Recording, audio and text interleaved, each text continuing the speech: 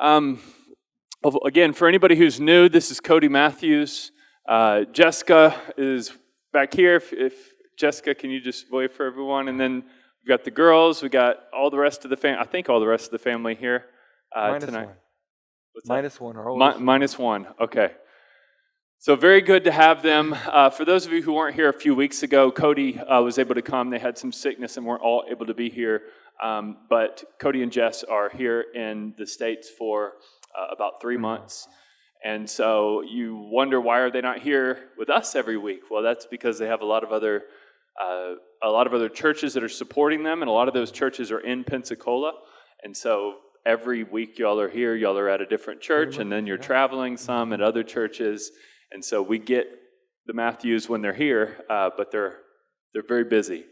And so we're thankful to have you, brother, tonight, and just want the church to get to know you and talk about a little bit of the history of you in this church, and then also the work that you're doing and that you're going to be doing.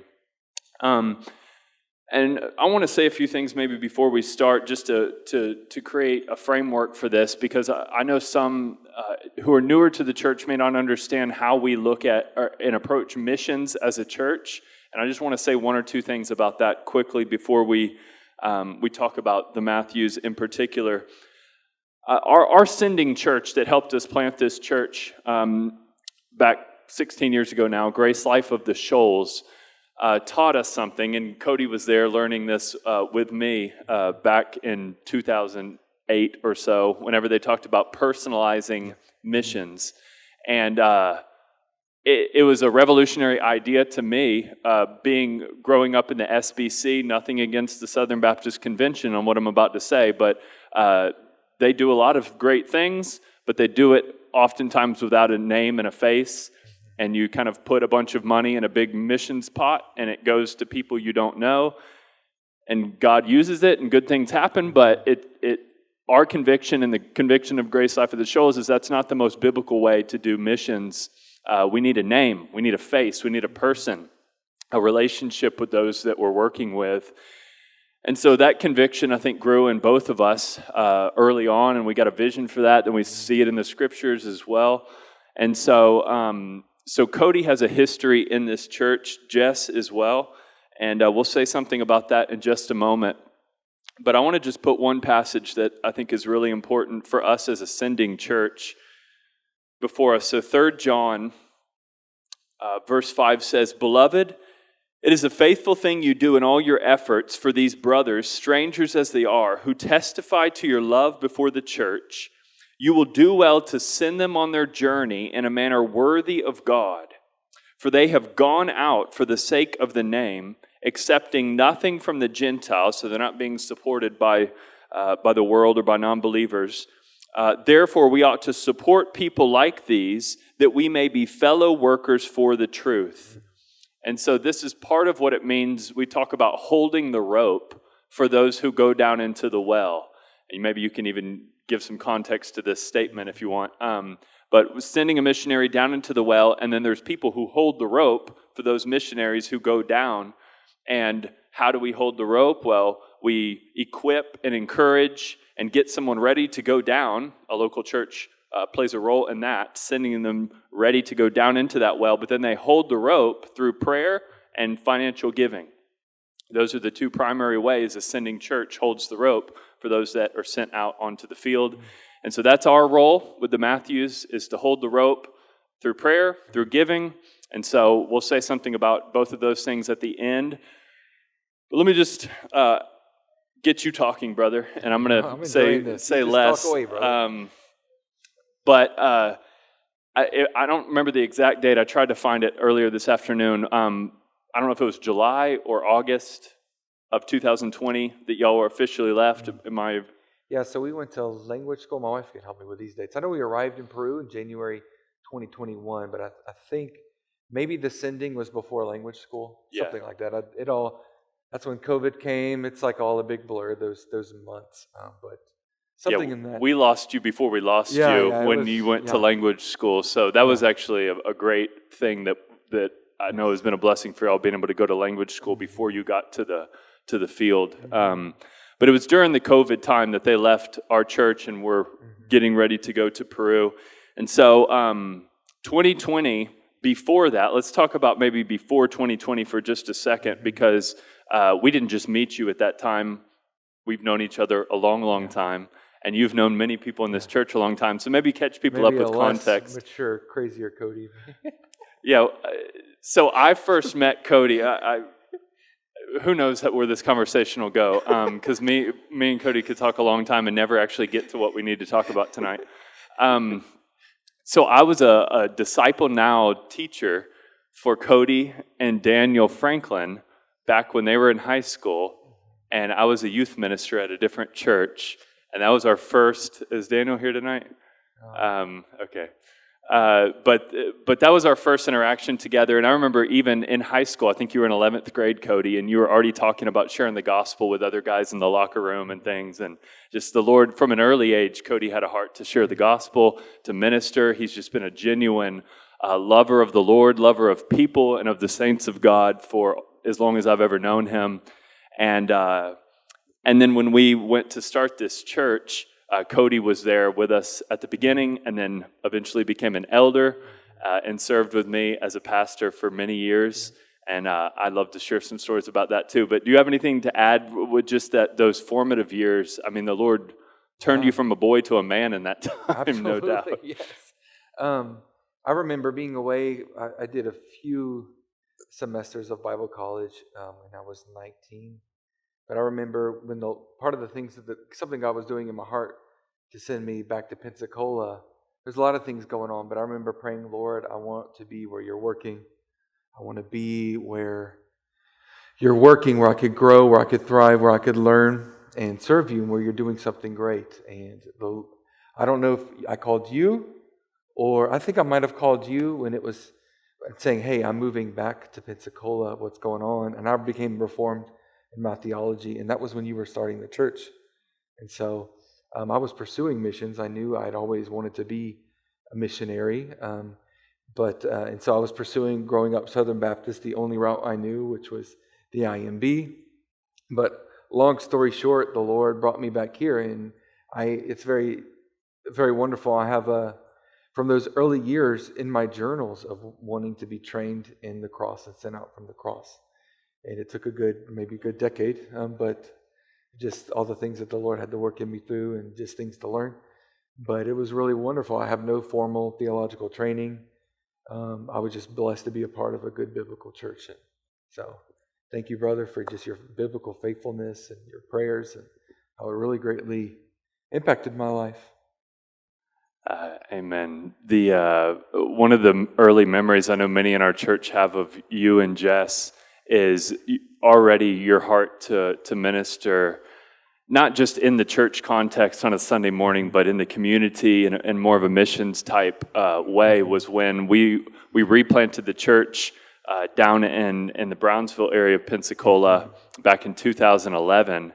And Cody and Jess decided to move into the community where we were working and to live there as missionaries on the ground and just day to day, just minister among the people and help our church make connections relationship-wise with many people in the community. And so Cody's out preaching the gospel every day, just in the streets. And we'd go around and we'd knock on doors together and just walk the streets down off Cervantes and middle of the summer, just hot, knocking on people's doors. Don't know how much fruit that bore, but but Cody and Jess's heart to go to hard places and to minister the gospel has just been, that's all they've known in their life. And so to send them into Peru was sending people we've already seen faithful to the Lord to minister the gospel. The other thing about, before we get to Peru, is that Cody had been to Peru numerous times for many years. I mean, was it like 10 years before you actually went there, or 8 years or something? I was like 19 when I first went, and I think I was an elder at the church by this time, but really had a heart. God began working in me to like train and send, and so God opened up doors to where my translator, when I was 19, we stayed in contact, and he invited me to come officially to Peru, and that's kind of what opened the doors. I was originally going to go work with his father, but that door got canceled, And his father referred me to a friend in Cusco, and I started going every year to Cusco. And yeah, that's how we originally met, was a short-term trip. And yeah, it's been a wonderful blessing ever since. And I still keep up with him. And he's now married to a Brazilian woman and doing tribal ministry in the Brazilian and Peru border. But yeah, it's all been a very organic process for me. Nothing by the book. So. Well, I'm just thinking, I'll be the first one to criticize short-term mission trips. I think a lot of them are just worthless. But I will say your life was changed through Absolutely. short-term mission trips, and mine as well, in ways. I didn't end up a missionary, but I was definitely changed on short-term trips. And so we need to figure out, church, how to do some meaningful short-term mission trips. A lot of good things can come from those if they're done right. So in those trips, so you met some native men, some pastors there, and those connections resulted in you being sent out and having. So maybe we can jump in there. I forget the brother's name that sat before you in tears, saying, "Please come and take over this seminary and help me with this work." Yeah. Maybe you could share a little bit about that. Sure. Yeah. So the gentleman is Noah.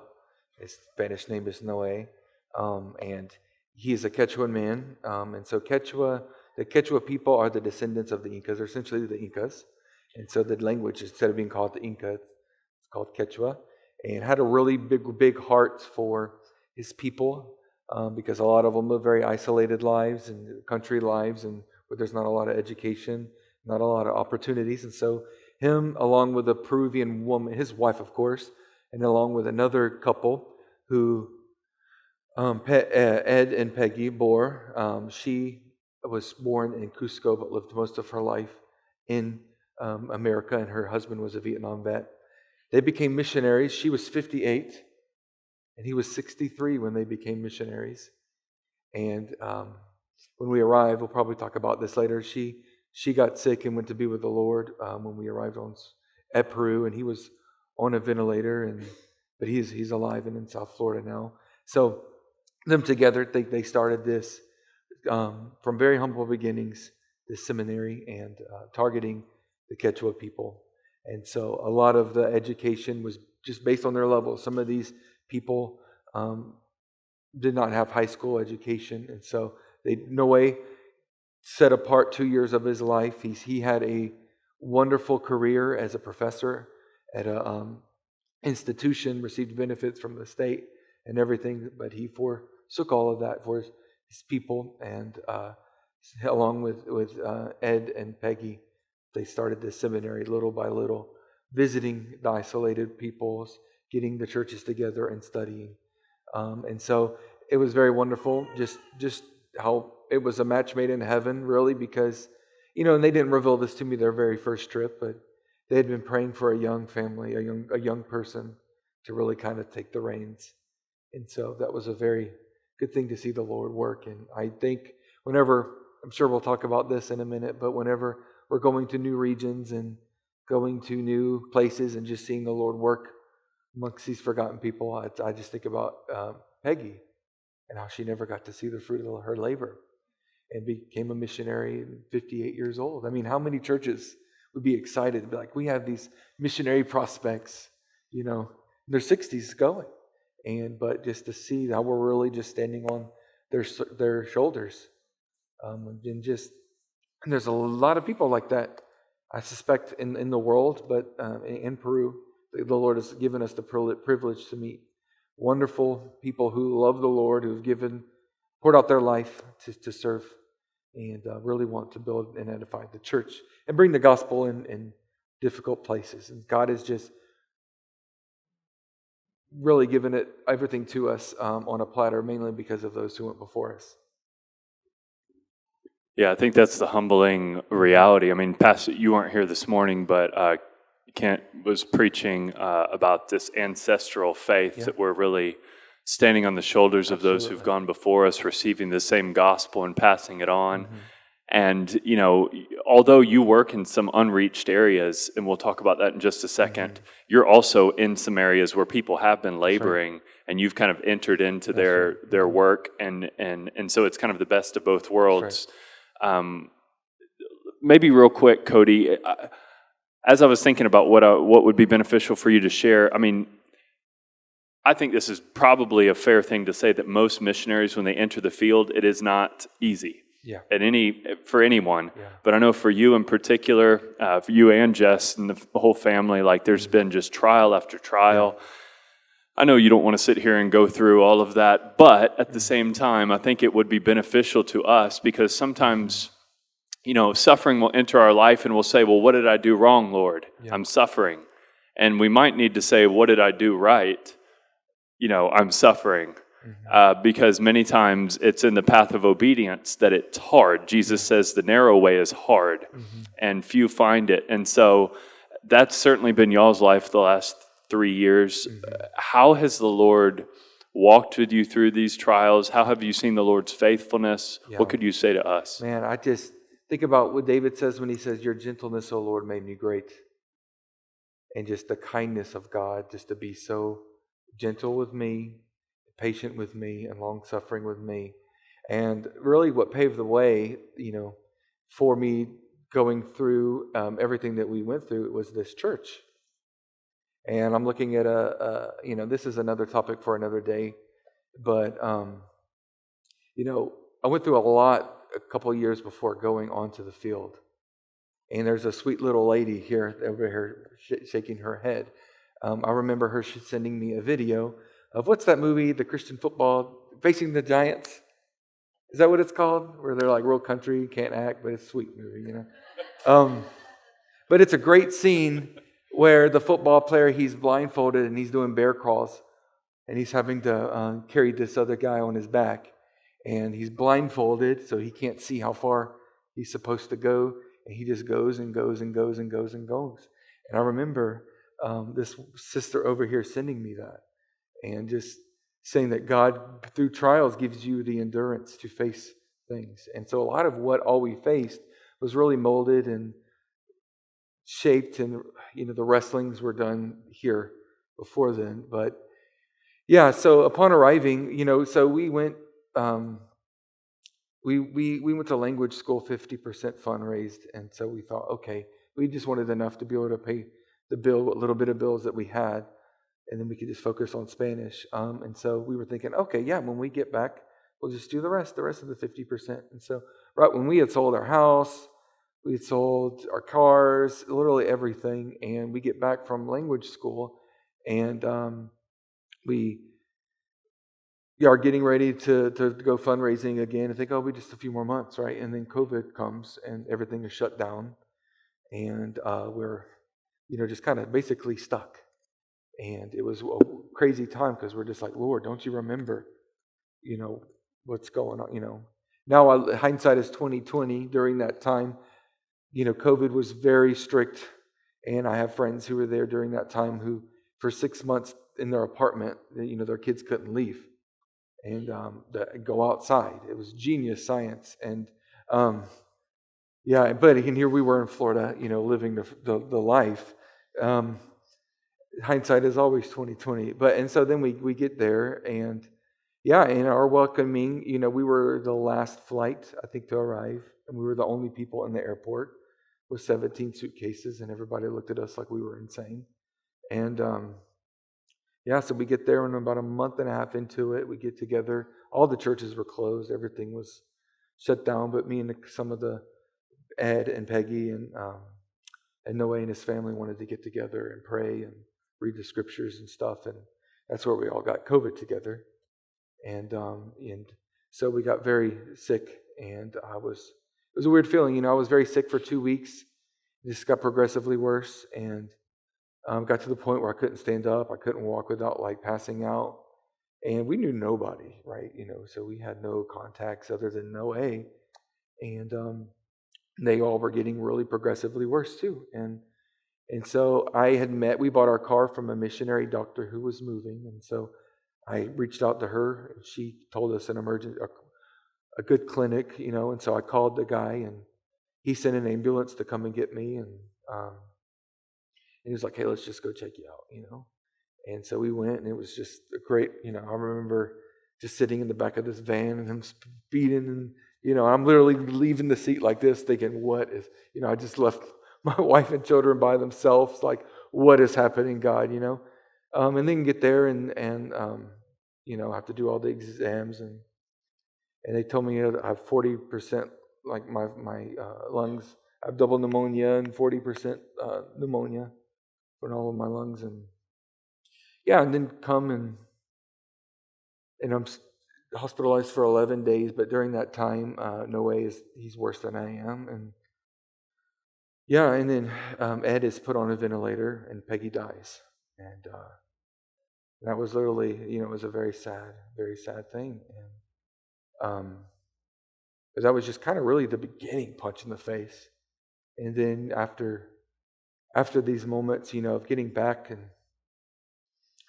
then it was, COVID got crazier. You weren't allowed to enter into buildings without 3 vaccines. And then once that all went away and it was a political revolution, and then it was craziness on the streets, and it was, and you mix in between that the dramas of ministry, the hardships of just life and learning, and sickness, and but I will say that beginning, that first one, was life-changing for me, and I know if I wouldn't have went through the things that I went through before in this church, I would have never been prepared to face. And, that was the moment, I was afraid of. What if I fail? What if we can't take it? What about our children? We have children, but just to see the Lord, just to give you peace and joy in that time and to see Him come through. I think that's the most thing that strengthens you the most is to see God come through. And then that kind of strengthens you for the next one. And you see His deliverances. And so I think that's just been the biggest thing that has been life-changing is just through every one, God, you get raised to the dust, but God raises you up and affirms you, restores your soul, and then opens up a door for ministry. I mean, after every massive thing that we've gone through, there's been a blessing on the other side.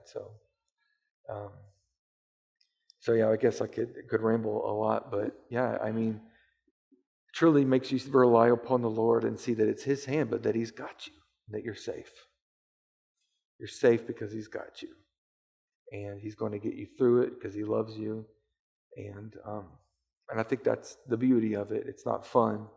But when you see the Lord have your back over and over and over and over and over and over and over, it just, I don't know, and to be with you whenever all of your anxieties and all of your flipping out moments and just where you kind of lose it, that He's stuck by you and just has been patient with you all the way.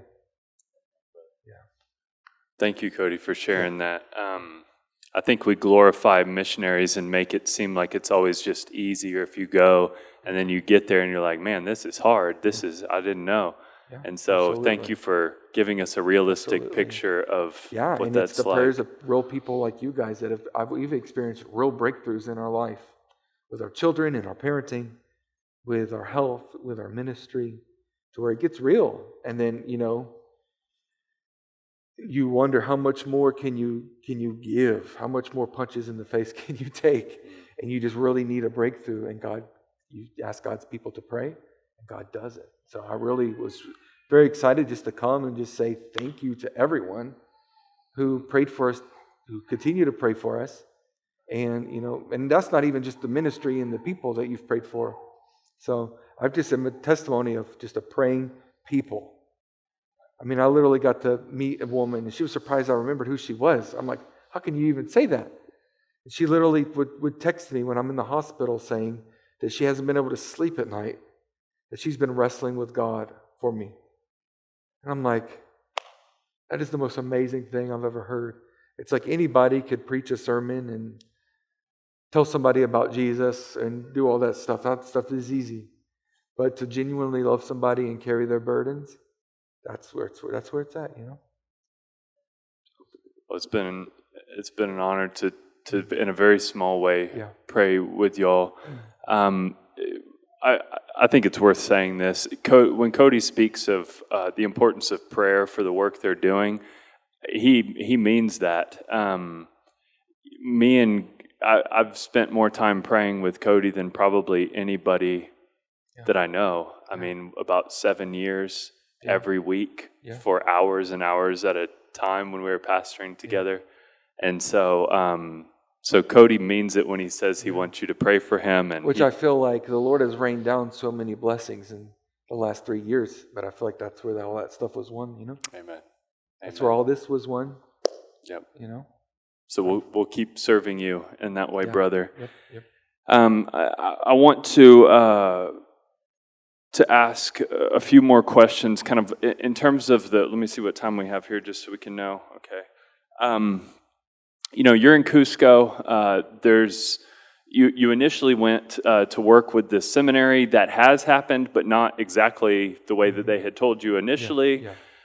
You are doing work with this seminary. I'd love you to just kind of catch us up on the seminary in particular for a moment. So I went to go help with this already established seminary, just to kind of go help train more professors, develop curriculum, and just go visit and do the teaching, right? But when COVID came, it almost did a death blow. We're part of an organization affiliated with seminaries all over Latin America, and that was something that happened to everyone. And so it was just kind of, at that point, scratching to survive. And then with the political revolutions, you couldn't travel, you couldn't do anything. But God, it was great because God used all that time by His providence to open up a door for a new aspect of our seminary. So that's when we began. We couldn't do work in certain regions, but God opened up doors to work with the Queros people, who are the descendants of the Incas.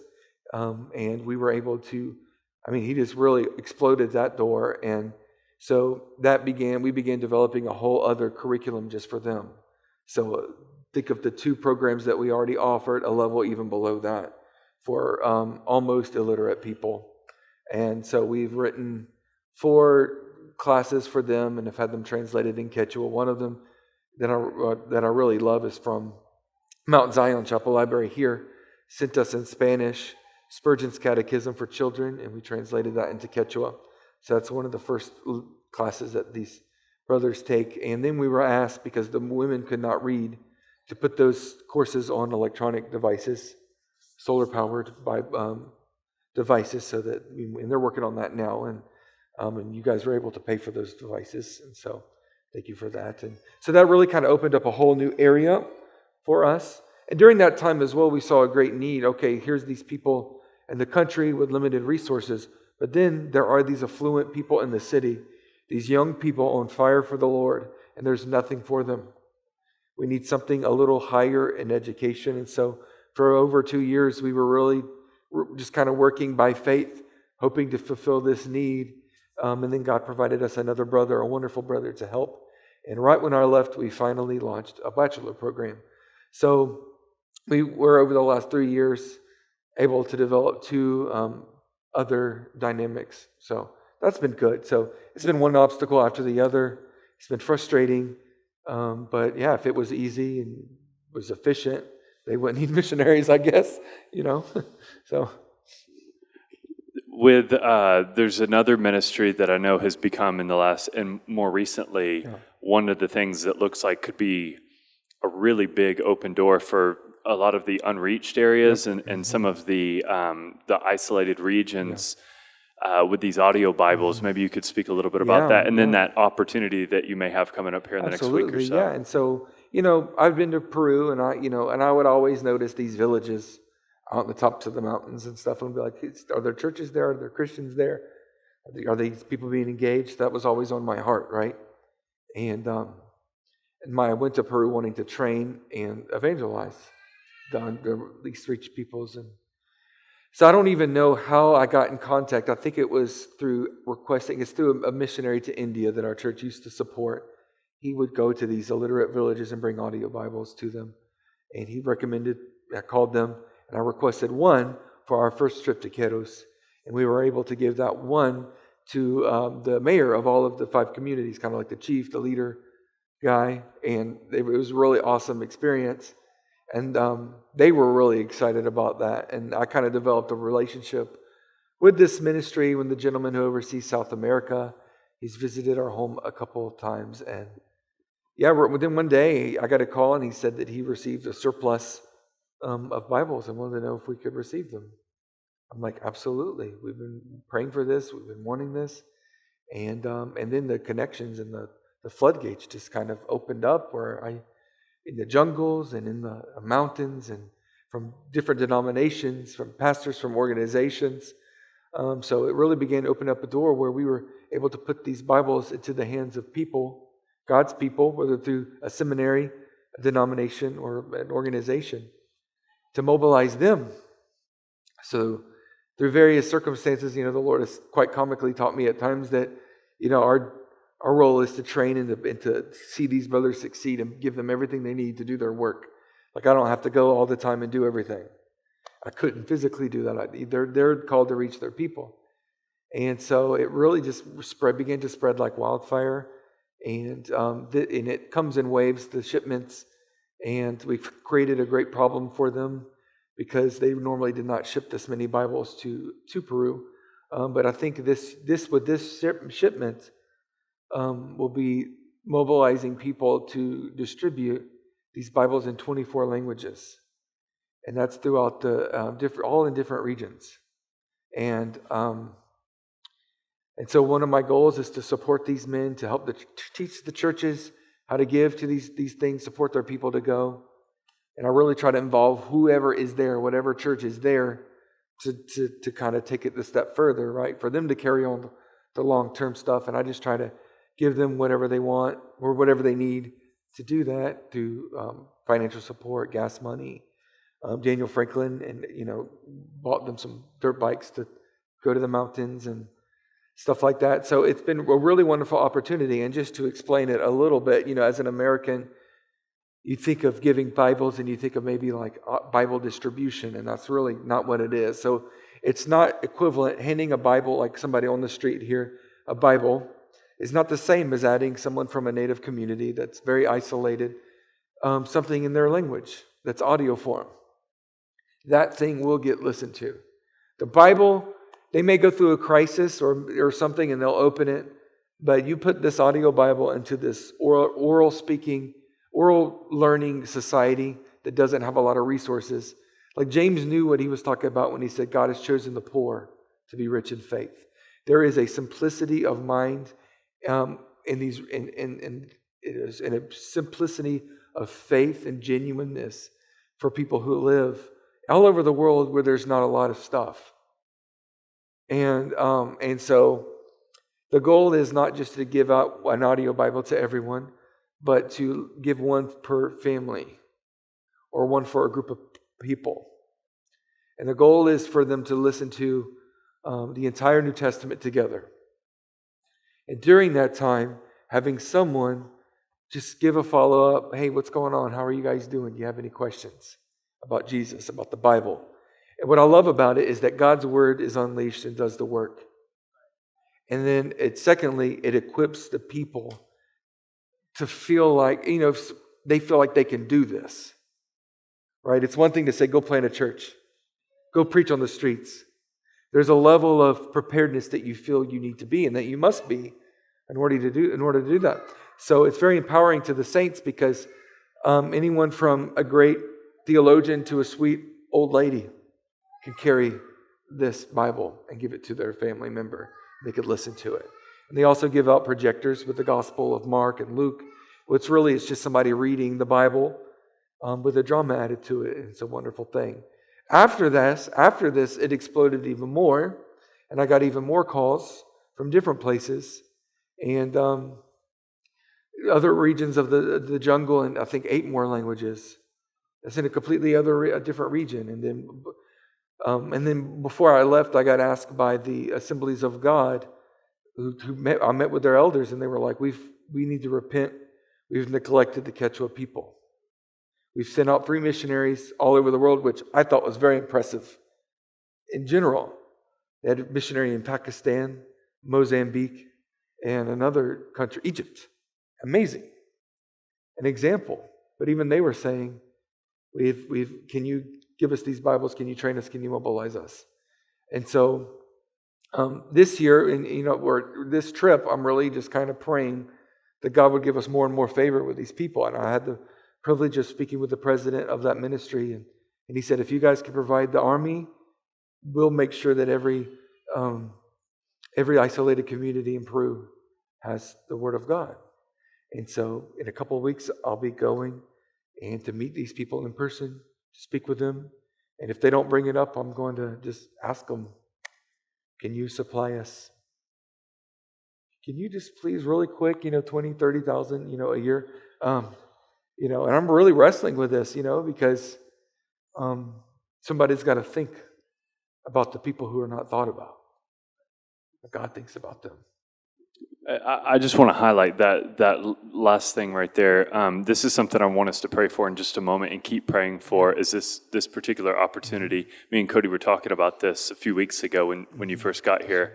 I just said, brother, let's get you to this guy, sit in his office, and just ask him for all these copies. I have to accidentally be a little bit imposing. I'll do it. Right. So we got a plane ticket. Like, he's going to go sit down with this man, and so I really want to pray for favor there, and that the Lord would open this door. Yeah. So those are two big things that I think to make this practical and helpful to us. Praying for this seminary to continue to develop and mature and be fruitful, and then this Bible distribution.